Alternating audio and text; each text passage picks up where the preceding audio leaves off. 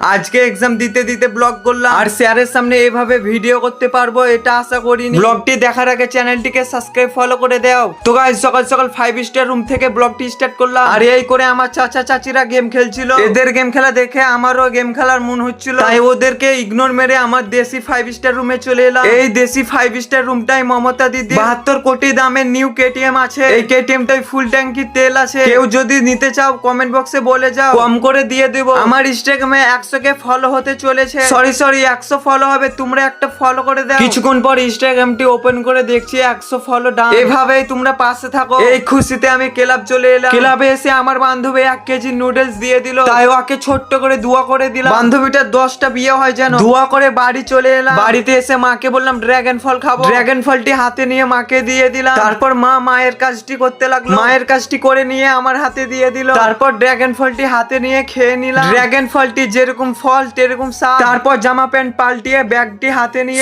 Sorry ব্যাগটা ঘাড়ে নিয়ে তোমাদেরকে একটা কথা বলতে ভুলে গেছি, আজকে 5 নম্বর এক্সাম। বেশি দেরি না করে এক্সাম দিতে স্কুল চলে এলাম। আর বেঞ্চি ফাঁকা কারণটা হচ্ছে ওরা এক্সাম দিয়ে বাইরে চলে গেছে, আর আমি এক্সাম অলরেডি করে নিয়েছি। আমার একটা বান্ধবীকে এক্সাম পেপারটা দিয়ে আমার দেখে লিখছে, এই যে এটা আমার এক্সাম পেপার। আমার এক্সাম পেপার দিয়ার থেকে না দিয়াই সমান, কারণটা হচ্ছে লেখেই যাচ্ছে।